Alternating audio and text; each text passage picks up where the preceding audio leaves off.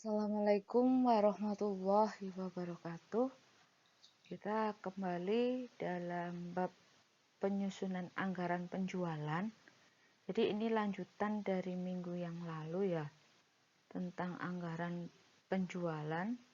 Dan untuk yang kita bahas kali ini masih dalam metode least square. Mari kita simak sama-sama. Anggaran penjualan merupakan dasar penyusunan anggaran lainnya, dan pada umumnya anggaran penjualan disusun terlebih dahulu sebelum menyusun anggaran lainnya. Karena itu, anggaran penjualan disebut anggaran kunci. Sedangkan untuk faktor-faktor yang dapat mempengaruhi penjualan, antara lain adalah faktor pemasaran, kemudian ada juga faktor keuangan, faktor ekonomis, faktor teknis, dan faktor lainnya. Untuk yang pertama, faktor pemasaran, seperti contohnya adalah luas pasar, kemudian apakah bersifat lokal, regional, nasional, kemudian keadaan persaingan, apakah bersifat monopoli, oligopoli, atau bebas, dan konsumen, selera konsumen, apakah konsumen akhir atau industri. Sedangkan untuk faktor keuangan, di sini apakah modal kerja perusahaan mampu untuk mencapai target penjualan yang dianggarkan, seperti untuk beli bahan baku, bayar upah, promosi produk, distribusi, dan lain-lainnya. Dan untuk faktor ekonomis itu adalah apakah dengan meningkatnya penjualan akan meningkatkan laba atau sebaliknya. Untuk faktor teknis, apakah kapasitas terpasang seperti mesin dan alat mampu memenuhi target penjualan yang dianggarkan. Sedangkan faktor lainnya, apakah pada musim tertentu anggaran penjualan ditambah? Apakah kebijaksanaan pemerintah tidak berubah? Dan sampai berapa lama anggaran yang masih disusun masih dapat dipertahankan? Kemudian kita masuk ke contoh soal yang pertama, yaitu PT Ting Ting adalah sebuah perusahaan yang menghasilkan sandal kesehatan. Data penjualan dan harga sebagai berikut. Jadi ini data dari 2017 hingga 2020. Kemudian jumlah penjualan dan harga per unitnya dari tahun ke tahun. Kemudian harga jual per unit untuk tahun 2021 akan mengalami kenaikan sebesar 10%. Dari harga jual tahun terakhir. Pola penjualan tahun 2021 untuk masing-masing triwulan adalah sebagai berikut. Triwulan pertama 30%, triwulan kedua 35%, triwulan ketiga 20%, dan triwulan keempat 15%. Jadi dalam satu tahun itu kita bagi menjadi 4 triwulan. Atau dengan kata lain 12 bulan kita bagi 4. Jadi satu triwulan itu kurang lebih 3 bulan. Berdasarkan data di atas, kita diminta menghitung ramalan penjualan tahun 2021, 2022, 2023 dengan metode least square. Kemudian anggaran penjualan tahun 2021 terperinci menurut waktu. Untuk menjawabnya, maka kita buat tabel seperti berikut ini. Ya, dari tahun 2017 hingga 2020. Data penjualan, kemudian X-nya bisa kita misalkan min 1,5, min 0,5, 0,5, dan 1,5. Yang terpenting adalah syarat dari sigma X adalah 0. Bisa juga kita gunakan X min 3, min 1, 3, 1 sama-sama 0. Kemudian kita kalikan X tersebut dengan Y atau penjualan. dan X kuadratnya. Jadi ini kita ambil yang nilai X-nya min 3, min 1, 3, dan 1.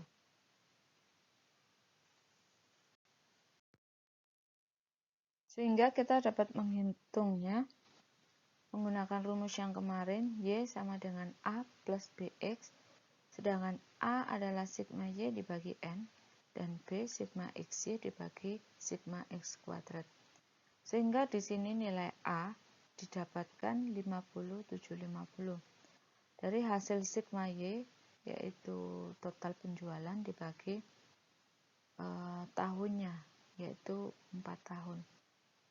Jadi di sini 203.000 dibagi 4 sama dengan 50/750. Sedangkan nilai B 25.000 dari sigma XY dibagi sigma X kuadrat yaitu 20. Sehingga nilai B di sini adalah 1,250. Sehingga kita diminta untuk mencari penjualan 2021 dari rumus A plus BX ya. X-nya 5 di situ. Ketemu untuk tahun 2021 adalah 57.000. Sedangkan Y 2022 adalah 59.250 dan Y 2023 adalah 62.000. Sedangkan harga jual per unit 2021 yaitu kenaikan 10% ya, jadi 110% dikali 13.000, maka harganya ketemu 14.300 untuk tahun 2021. Kemudian kita langsung masukkan dalam tabel ya.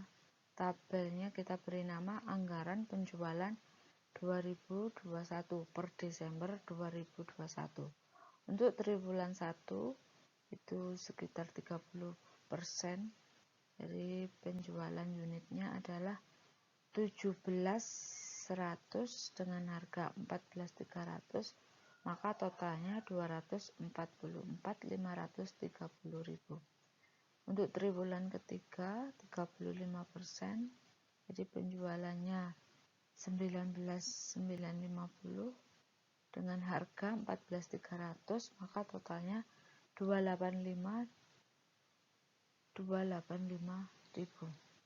Dan untuk triwulan 3 20% dengan penjualan 11.400 unit, dan sedangkan triwulan 4 15% atau sebesar 8.550 unit. Jadi total penjualan 4 triwulan adalah 57.000 untuk tahun 2021. Jadi total penjualannya 57.000 dengan harga 14.300, maka total penjualan keseluruhan adalah 815.100.000. Kemudian untuk lebih memahami, kita masuk ke contoh soal yang kedua. Kurang lebih sama ya dengan contoh soal pertama. Jadi di sini PT Bimbi adalah sebuah perusahaan yang menghasilkan sandal kesehatan. Data penjualan dan harga sebagai berikut. Jadi dari tahun 2017 sampai dengan 2021.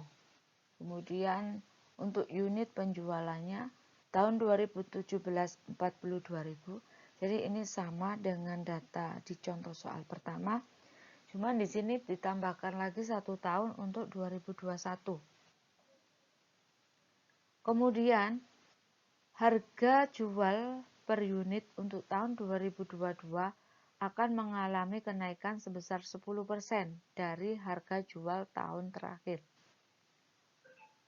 Pola penjualan tahun 2022 untuk masing-masing triwulan adalah 30%, kemudian triwulan kedua 35%, triwulan ketiga 20%, dan triwulan keempat 15%. Jadi totalnya adalah 100%.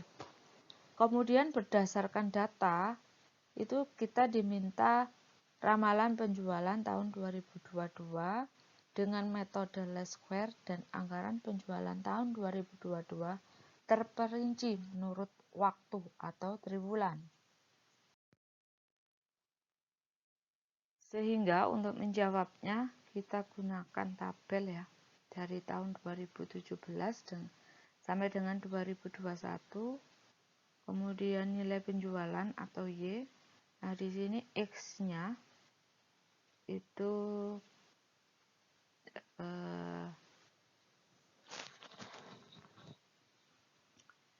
coba kita nilai ya. Jadi dari N ini adalah sebenarnya tahun ya. Tahun pertama, kedua, ketiga, keempat, dan kelima.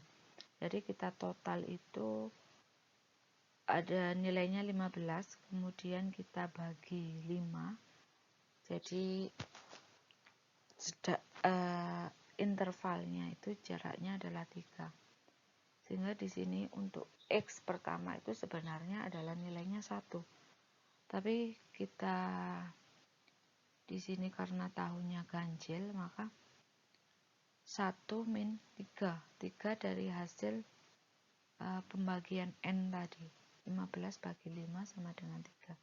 Jadi 1 min 3. Jadi untuk menentukan nilai X pertama itu dari angka terkecil ya, yaitu 1.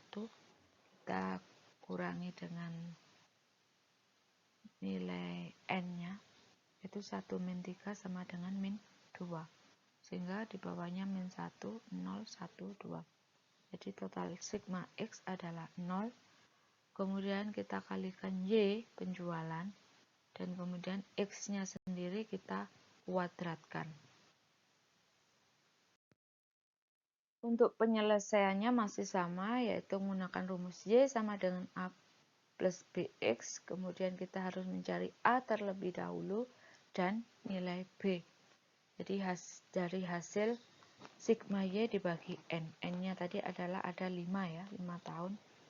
Kemudian sigma Y 260.000 kita bagi 5. Jadi nilai A adalah 52.000. Sedangkan nilai B dari sigma XY dibagi sigma X kuadrat 25.000 dibagi dengan 10. Maka nilai B adalah 2.500. Nah, kita masukkan ke rumus Y sama dengan A plus BX. Jadi A-nya 52.000 plus 2.500. X-nya di sini tentunya adalah 3. Jadi urutan terakhir dari intervalnya tadi ya. Jadi ya terakhir kan 2 untuk tahun 2021 sehingga X untuk tahun 2002 di sini adalah 3. Maka nilai Y atau penjualan tahun 2022, jadi ramalan penjualan tahun 2022 adalah 59.500 unit.